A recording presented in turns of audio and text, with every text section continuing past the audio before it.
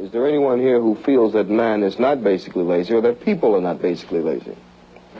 I haven't had no rosy life, and I don't think there are very few in here that have had a real rosy life. And like I still been about the point that I agree that basically that man is mostly lazy. Now, I was motivated by OIC to come and better myself, to, in other words, I see other people with good jobs, good houses, you know, nice things. I say to myself, well now, why can't I get off of my lazy behind and get some of these things? Colored kids have no image. Our images are white. There's no ambition. Who can we say that was great? There's a lot of the Negroes complain about we never had. I grant you, the Negro has been discriminated against 100%. Yes, I grant you that. But not only Negro, not only the Negro, but look how many Jews. Look how many Jew people were burned in thousands. But yet these people didn't let it stop them. They wanted something. They wanted. That's right. So why can't the Negro do this? Stop being lazy. Stop waiting for someone to hand something out to you. That's right. These men aren't lazy. They were just beaten down so that they didn't believe they could get up. A man has to believe he comes from something, that he comes out of something, that he's somebody. Therefore, he has to be traced back to where he began, so they can have a sense of pride for being what he is. Once a man has respect for what he is, he doesn't have to hate anymore. We do not have to be better than other men, and we are not, in fact. We are a group of men. We have a genius here and there, a fool now and then, and most people are just average.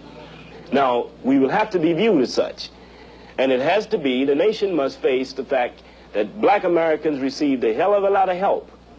Getting in the predicament we're in, we're going to need just as much help getting out of it.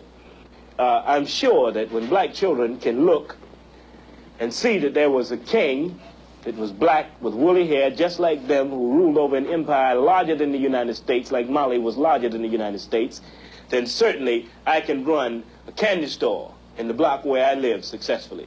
Or certainly I can go to school and become an engineer. And remember, I am asking you not just to hire the Phi Beta Kappas and the Lena Horns. I'm asking you also to apply to let apply and to hire dumb Negroes like you do dumb white people, and mediocre Negroes like you do mediocre white people. Frank Donovan, General Electric in Bridgeport, very persuasive. Thank you very much. You feel that the businessmen and leaders at the meeting this morning were receptive to these ideas? I think they were receptive because I didn't make an appeal on a moral basis. I tried to point out the reality situation.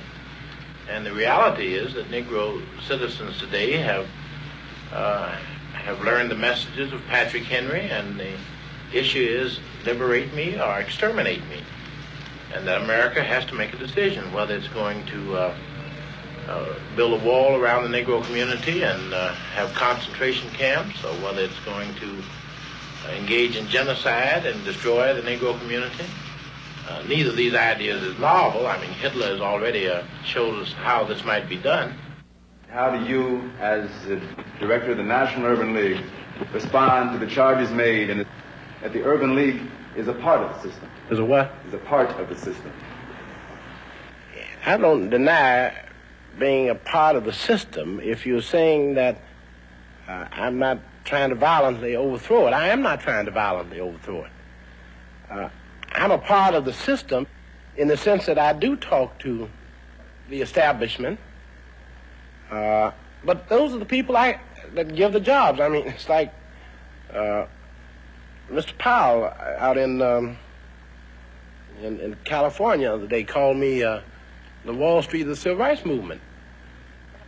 I must confess, I get more jobs off of Wall Street for my people than I do at the end of the world bar in Bimini. We're now moving in an entirely new period, and it's still a little difficult for the masses of Negroes to understand that today a Negro can associate with the establishment, with the power structure, on their terms, talk their language, without compromising at all, and accomplish something. But let me make it real clear, I'm not a pacifist. I'm not a nonviolent person. I am a very violent person, particularly as it relates to self-defense of myself and my family. And I'm not at all sure that I would not be an advocate of violence if I thought I could win. If the situation were reversed and we were in Nigeria or in Ethiopia or somewhere, I might well be an advocate of violence.